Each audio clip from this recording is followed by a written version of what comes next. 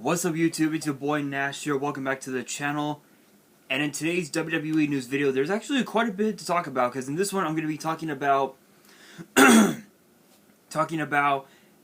exactly when Becky Lynch is going to be coming back to WWE, Andrade possibly coming back to WWE, NXT Takeover Stand and Deliver not taking place in Tampa, and also,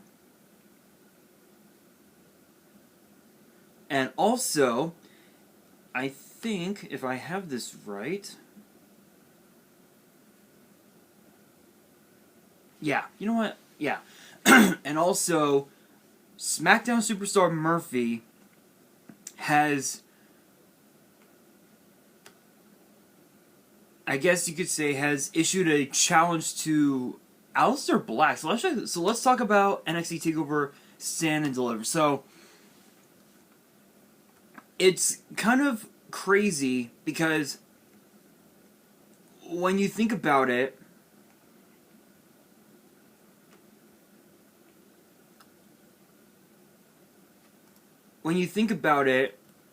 it's a question of why.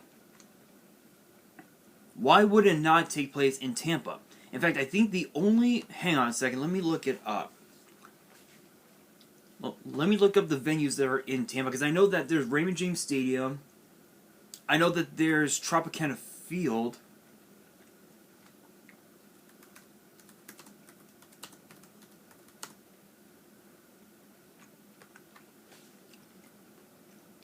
And there's supposed to be one other one. The Amalie Arena. The Amalie Arena. There, that's what it is. So we have the Amalie Arena. We have Raymond James Stadium. We have the George M. Steinbrenner Field, and then of course Tropicana Field as well.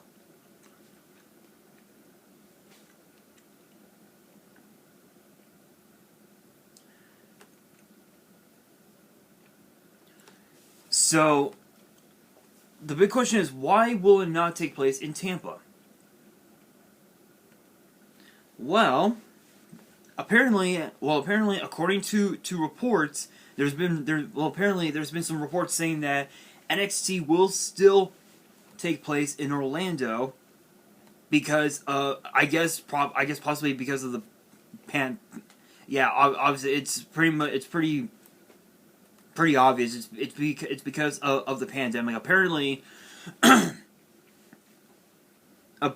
the process of having fans come in, and that's that are not the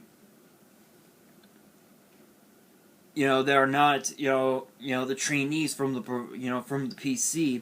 Apparently this is going to be the way that they're going to have them. Have fans come in will be the same way that the main roster has. Obviously with Raw and SmackDown, we have the WWE Thunderdome, and with WrestleMania coming in, they're going to have paying fans come in. However, there's going to be a limited amount of fans showing up. And I mean, it's all so bizarre if truth should be told, but I believe there's going to be, I think they said, I think the reports had said that there was going to be like well over 40,000 fans, about 40, maybe 50,000 fans, which is about a 70-80% capacity, which honestly that's kind of bad. I mean, I know that we just got the vaccine, whatnot, but apparently there will be,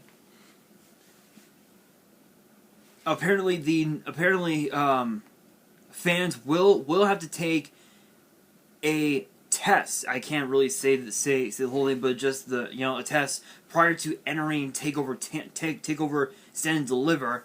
And from what I understand, according to rumors, the test will be free of charge and paid for by the WWE. Which honestly, that's pretty good. That's pretty cool, because I guess WWE actually wants WWE wants the fans to come in and actually enjoy NXT Takeover, which the card is pretty stacked. It's pretty fucking stacked. This is actually the first time in my career, of doing YouTube that I've had to work a takeover that has 10 matches on the card. I think Worlds Collide. Let me take a look. Oh, okay. Never mind. Worlds Collide only has 6. So I think this will be the most I've ever done. The most amount of matches ever. Because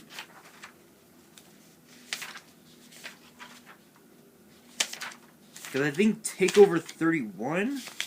Yeah. So pretty much almost every single Takeover has like 5 up to like 6 matches on the card, but this is the most ever, and obviously because of the fact that we have because this is going to be a 2-night event. So the first night of Takeover Stand and Deliver will be on the USA Network, will be on USA, and it'll be simulcasted on Peacock as well. And excuse me.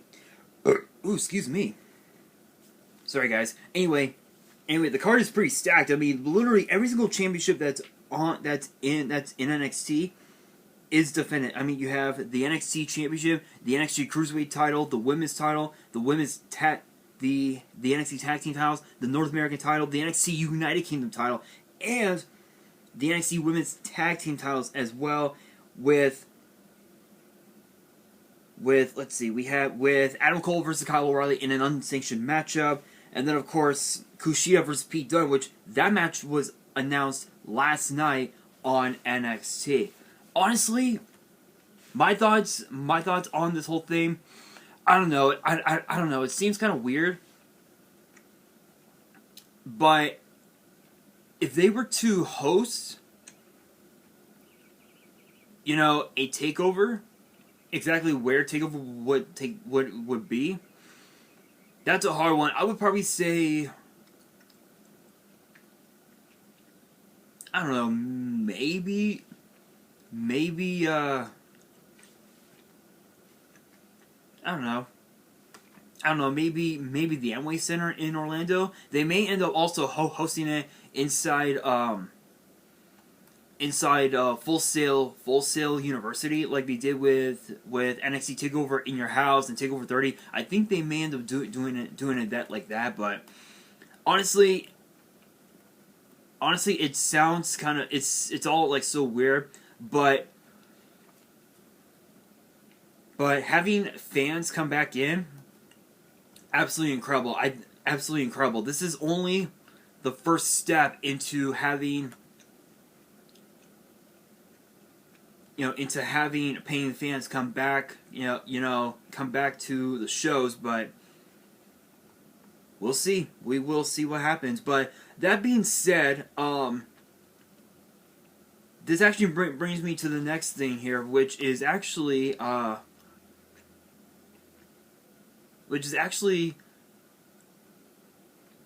Andrade returning. Is he really gonna return? Well, apparently, let's take a look. Hang on, guys.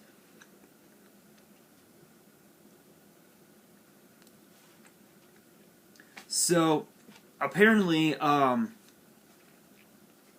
so if you guys don't know, Andrade was released from his contract, was released from his contract with WWE just less than a couple weeks ago, and apparently he's been teasing that he may end up coming back to WWE, and he was on a podcast, and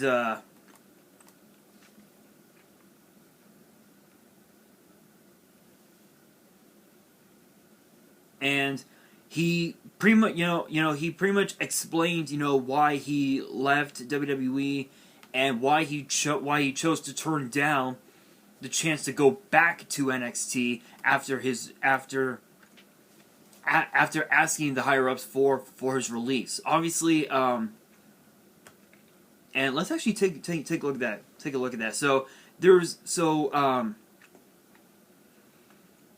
apparently the reason he chose so there was a he was a part of like some sort of like podcast or something like that, and this is exactly what he said. He said, quote,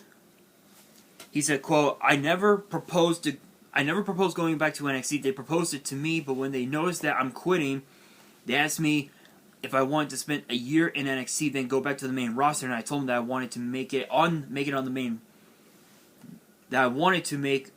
main roster.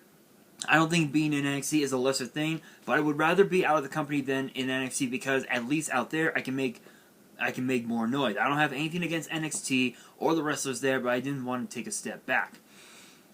He also said, quote, I spoke with Triple H before I asked for my release. It was over the phone and not in person because I had, you guys know. Excuse me. 2 days before my release, I still talked to Triple H. I told him the truth that I wanted an opportunity. He told me that they honestly were not aware that I was ready. I don't know who in the office wouldn't tell Vince and Triple H that I was ready since November. They didn't allow that I was medically cleared. Triple H told me that he didn't know. He then told me how about a run on NXT. I told him that I wanted an opportunity on SmackDown or Raw. I didn't want to be someone who stayed in the back complaining among the wrestlers. I don't want to complain to the wrestlers, but talk to the office and say I want an opportunity. I don't want to be 4 or 5 years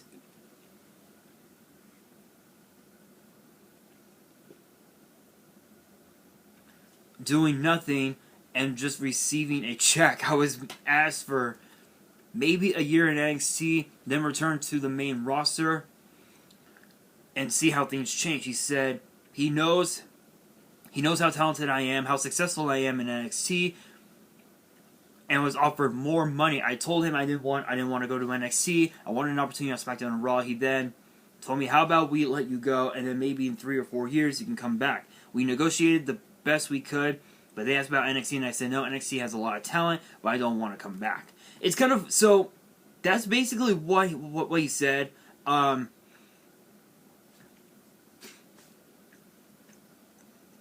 Honestly, I mean, this doesn't surprise me that Andrade didn't want to go back to NXT. I mean, we all know how great, we all know how good he was, how dominant of a champion he was in NXT. In fact, we all know that it was Zelina Vega who actually gave Andrade the opportunity to challenge for the NXT Championship in I think it was, what was it, Takeover War Games, if I remember right. Takeover War Games 2017, and then Takeover War Games 2017? I think so. I think it was Takeover War Games in 2017 that Andrade had won the title. He ended up winning the title from Drew McIntyre, and that was when he was taken out with an injury, and then ended up coming back to the main roster alongside Dolph Ziggler. But again, Andrade leaving WWE, it's unfortunate, really unfortunate. I don't know, like, I mean, to what the article said, to what he said, 3 or 4 years from now, maybe he will come back. Honestly, if he does come back, I would want him to be on Raw. That way when he does come back, the talent on Raw will be even more intense than it is now. I mean, think about the superstars you have on Raw. You have the New Day. Excuse me. You have Bobby Lashley. You have Shelton Benjamin. You have Cedric Alexander. You've got Retribution. You've got Mustafa Ali. You've got Angel Garza.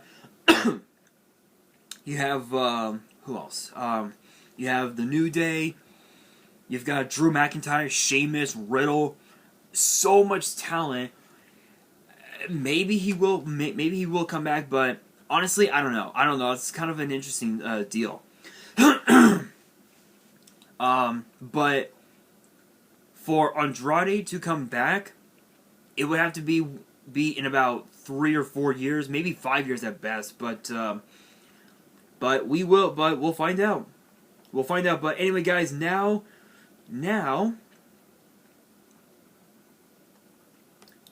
the big question is Becky Lynch coming back to WWE? Well,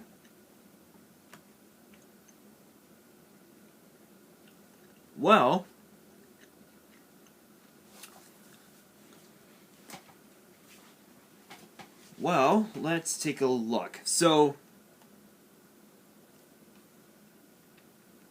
let's see. So apparently,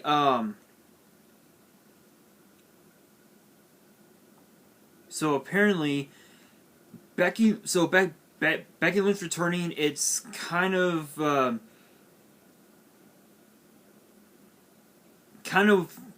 pretty. It's pretty much imminent at this point. Not to spoil anything, but apparently WWE has filed for a few trademarks that actually does hint a return for Becky Lynch. Obviously, one of them is last kicker, because obviously you guys know Becky Lynch was, had called herself the Irish last kicker for so many years, and now, they've also filed for, hang on guys, and the last match that Becky Lynch had before her pregnancy, if you guys don't know, was last year's WrestleMania. I think it was night 2, if I remember right. Let's take a look. If I remember correctly, it was night 2.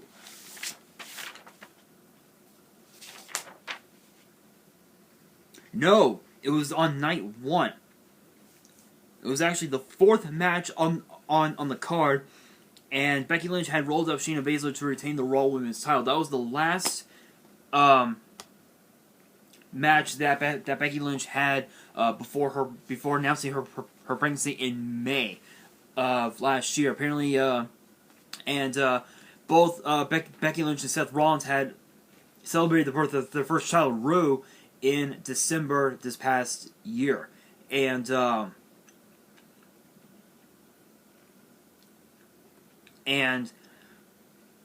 at this point, at this point, it's a matter of when Becky Lynch will come back, because because we all know that once Becky Lynch comes back, she'll be going to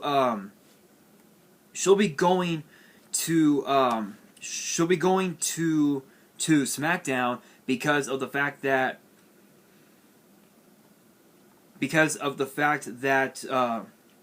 obviously both Becky Lynch and Seth Rollins are actually engaged to be married, and excuse me, and I've heard a lot of rumors that supposedly they're going to be getting married sometime next year. Those are the rumors that I've been hearing. I don't know if the rumors are true or not, but honestly, I can't wait to see Becky Lynch come back. I think, obviously she did incredible on Raw.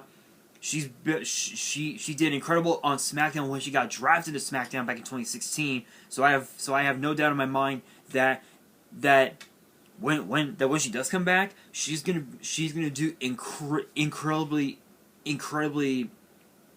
She'll be 10 times more impressive than the first time around. So, but that being said, are we gonna see Aleister Black versus Murphy? So apparently,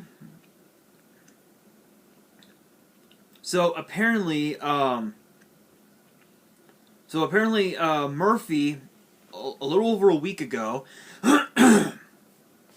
had took to Twitter, took to social media, saying that he wanted to fight Aleister Black at WrestleMania, but But here's the thing, Aleister Black replied, but he replied with a very interesting tweet. With a very interesting tweet, if you will.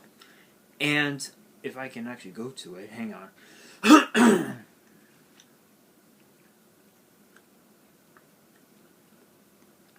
And apparently it features his gear. And I remember taking a look at this on I remember looking at the photo, and it's like, I mean, the gear looks amazing. I'll show you guys. Should I show it? You know what? I don't think I will. I don't think I will, just because I don't know if I will. But to tell you guys what the gear looks like, it's got his trunks, his kick pads, his elbow pads, and also his jacket. It kind of looks like there's a horse with a tombstone on it. It's kind of hard to read what it says.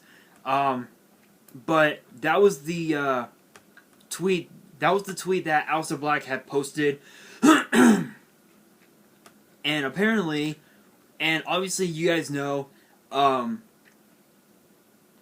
Black had not been in WWE since October, when he was transferred to SmackDown, and then shortly after had his no disqualification match with Kevin Owens, but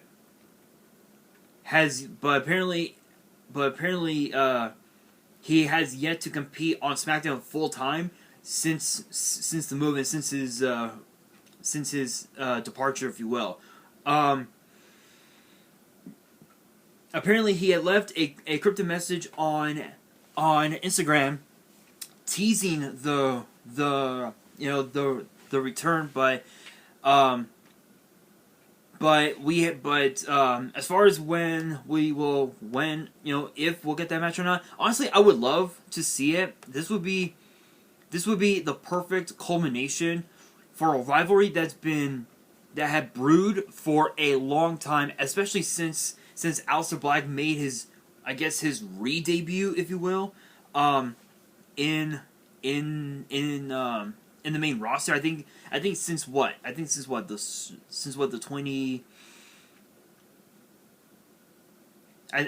2019 draft, I would say. So honestly, Murphy versus Aleister Black, WrestleMania, I'm all for it. Sign me up, guys. But that is going to do it for this video. Question of the day. What do you think? What match would you like to see take place at WrestleMania? Let me know in the comments below. And that is going to do it for this video. Hopefully you guys enjoyed. If you did, make sure you guys smash that thumbs up button if you guys are new to the channel and you guys want more WWE news videos, which gets posted every Thursday. Make sure you guys hit the subscribe button and hit that notification bell so you guys do not miss out on any new content that comes your way. And be sure to follow me on Twitter and Instagram. All the links will be down in the description. And if you guys have any fan mail that you want to send me and want me to open up on the channel, my address will also be in the description as well. And on that, this is your boy Nash, signing out.